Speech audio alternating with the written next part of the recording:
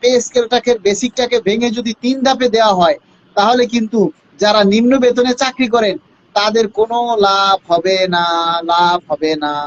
ঠিক আছে, এটা কিন্তু বুঝতে হবে।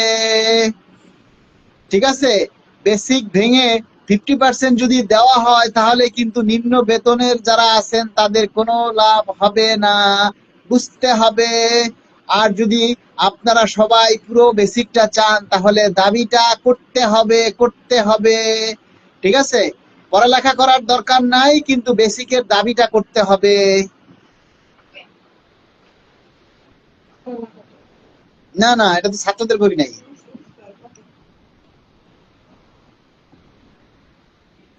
পুলিশের পক্ষ থেকে শুভেচ্ছা অভিনন্দন।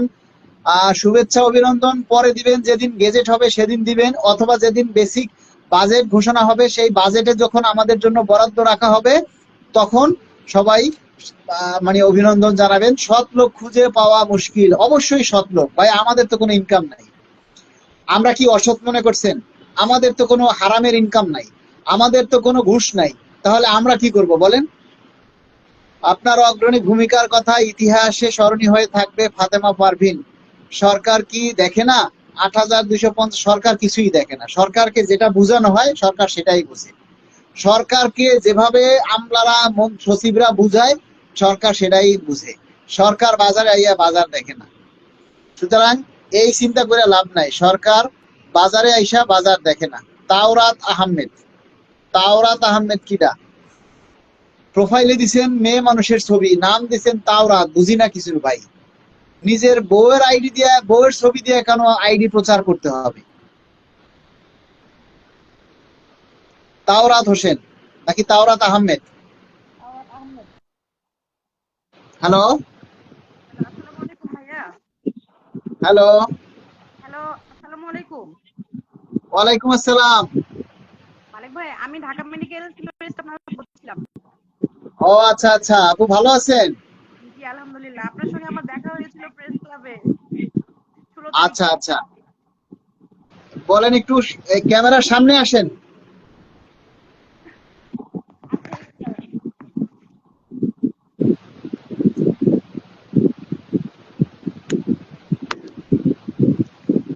ক্যামেরার সামনে এসে কথা বলেন। জি ভাইয়া। হ্যালো। হ্যালো, যারা 10ম গ্রেডে হচ্ছে যে আপনারা তো বেশি বেশি হচ্ছে 11 থেকে 20তম গ্রেডের কথা বলছেন, হ্যাঁ? তো আমরা যারা 10ম গ্রেডে আছি তারা যে খুব বেশি সলভনেস আমাদের তা তো না। শুধু হচ্ছে যে আমরা এই যে একটা সরকারি চাকরির উপরে আমাদের এত কিছু আমরা তো কুলাতে পারতেছি না। এখন যদি ধাপে ধাপে যদি হচ্ছে যে আসলে দেয় আমাদের তো আমরা আসলে কি লাভবান হব? তা তো না। না সেই দাবিটাই তো আমরা করতেছি যে আমাদের পে স্কেল কিন্তু অতীতের পে স্কেল গুলাও কিন্তু 2 ধাপে হয়েছে। প্রথম ধাপে বেসিকটা, দ্বিতীয় ধাপে হয়েছে আপনার অন্যান্য ভাতা সমূহ। এবারের পে স্কেলটাও আমরা সেইভাবেই দাবি করছি। দেখেন এই ঢাকার মতো শহরে একটা রুম নিতে গেলেও অনেক টাকা, ৯-১০ হাজারের নিচে কোনো হচ্ছে যে রুম ভাড়া নেই। তার মধ্যে গ্যাস বিল, পানি বিল, আবার অ্যাডভান্স 2 থেকে 3 মাসের অ্যাডভান্স দিয়ে তারপরে হচ্ছে যে বাসায় উঠতে হয়। মানে হচ্ছে জি আর হচ্ছে তারপরে সবচেয়ে বড় কথা হচ্ছে যাদের বাচ্চা অসুস্থ, যেমন আমার ছোট মেয়েটা হচ্ছে যে আপনার ওর হচ্ছে ব্রেনের ওর হচ্ছে মাথার সার্জারি করা হয়েছে। ওর প্রায় ১৭ থেকে ১৮ লাখ টাকা আমার খরচ হয়েছে ওর, মানে ওর পুরো মাথার বোন গুলো কেটে ফেলা হয়েছে। তো হচ্ছে যে এই যে আমরা একটা ঋণের মধ্যে জর্জরিত, এই ঋণ থেকেই তো উঠতে পারতেছি না। দ্রব্যমূল্যের দাম তো বেড়েই যাচ্ছে, আপনার প্রতিদিন দ্রব্যমূল্যের দাম বেড়ে যাচ্ছে। সেই ক্ষেত্রে হচ্ছে যে আমরা আসলে সরকারকে আসলেই আমাদেরকে ভালো কিছু একটা উপহার দিবে, নাকি এই শুভঙ্করের ফাঁকি সারা জীবনেই পেয়ে যাবো আমরা? আচ্ছা, যাই হোক, আপনার কথাগুলি কিন্তু সাউন্ডটা খুব কম আসে। আর আপনি কি সামনে ফেজ আর না, মানে লোক ইয়াতে লাইভে এসে ফেজ না দেখায় কথা বললে তো আসলে কথাগুলি মানুষ খুব গুরুত্ব দেয় না, বুঝছেন? না যে না দেখে তো আর কারোর সাথে কথা বলা যায় না। জি ভাইয়া। হ্যাঁ, আর কথার সাউন্ডটা একটু কম আসে, বোঝা যাচ্ছে না আপনার কথা। আমার বাসায় অনেক নেট প্রবলেম, বুঝতে পারলে, যার কারণে হচ্ছে যে কথাগুলো একটু হচ্ছে যে কম বোঝা যায়।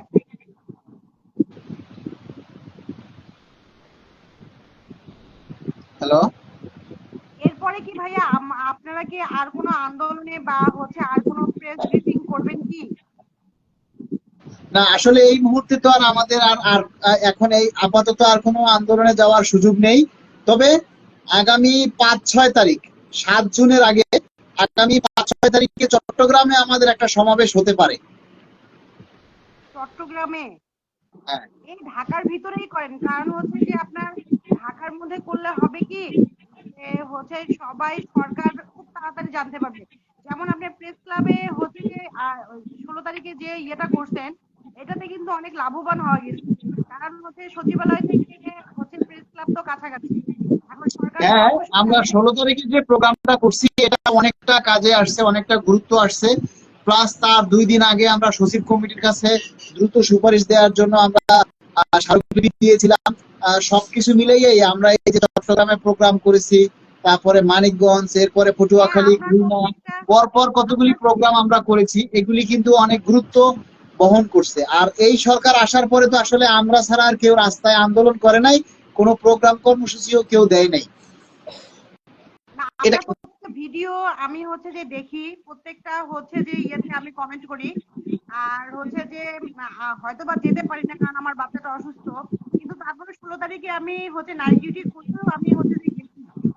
আপনার সঙ্গে আমার দেখা হয়েছিল, আমি আপনাকে সালাম দিয়ে হচ্ছে আপনার সঙ্গে কথা বলেছিলাম, কিন্তু পরে আসলে আর কথা বলতে পারি নাই। কিন্তু আমার মনে হয় ভাইয়া দূরে দূরে হচ্ছে আপনার ইয়েগুলো না করে, প্রোগ্রাম গুলো না করে ঢাকার ভিতরে প্রোগ্রাম গুলো করলে আসলে লাভবান হওয়া যাবে মনে হয় আরো বেশি। আপু, আসলে বিষয়টা হচ্ছে কি শোনেন, একটা প্রোগ্রাম করতে গেলে অনেক টাকার প্রয়োজন হয়। এই যে 16 তারিখ আমরা যে প্রোগ্রামটা করছি, এই প্রোগ্রামটাতে মিডিয়ার খরচ সহ আমাদের প্রায় ৮০,০০০ টাকা খরচ হয়েছে। এখন আবার আবার যদি ঢাকাতে আমরা একটা প্রোগ্রাম করতে চাই, তাহলে কিন্তু আবার অনেক টাকার প্রয়োজন। আর এই মুহূর্তে তো আসলে প্রোগ্রাম করার তো কোনো সুযোগ নাই, কেননা অর্থমন্ত্রী ঘোষণা দিয়ে দিছে যে ১ জুলাই থেকে পে স্কেল হচ্ছে। তারপরে প্রধানমন্ত্রী মহোদয় আপনার গ্রিন সিগন্যাল দিয়ে দিয়েছে পে স্কেল বাস্তবায়ন করার জন্য। এই মুহূর্তে আমরা যদি আবার ঢাকাতে একটা প্রোগ্রাম করতে যাই, তাহলে সেটা আসলে আমাদের জন্য কতটা মানে হবে জানি না। তবে চট্টগ্রামে প্রোগ্রামটা ওখানে মানুষ আয়োজন করতে যাচ্ছে।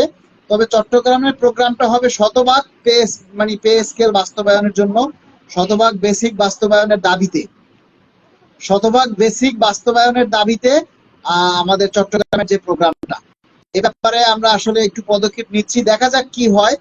এটা আসলে এখন বলা যায় না। তবে আমরা একটা জনমত তৈরি করতে চাই, সবাই যাতে এইটার উপরে একটা জনমত দেয় যে আমরা আসলে কি চাই। আর একসাথে আপনার এই যে বেসিক প্লাস ভাতা, এগুলি একসাথে সরকার কখনোই দিবে না, আর দেওয়ারও সম্ভব নয়। আর অতীতেও কিন্তু এরকমের পে স্কেল হয়নি। অতীতে যতগুলি পে স্কেল, আমি 3টা পে স্কেল পেয়েছি, 2005-এ একটা, 9-এ একটা, 15-তে একটা। কোনো পে স্কেলই কিন্তু একসাথে দেয় নাই। প্রথম পর্যায়ে মূল বেসিকটা দিয়েছে এবং দ্বিতীয় পর্যায়ে গিয়ে অন্যান্য ভাতা সমূহ দিচ্ছে।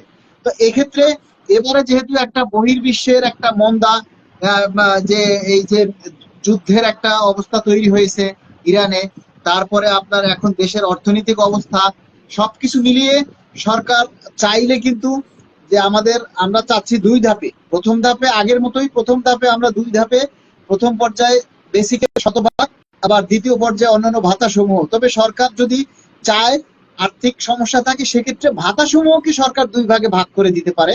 যেমন বাসা ভাড়া মানে হাউস অ্যালাউন্স, এটা কিন্তু একটা বড় অংশ ভাতার মধ্যে।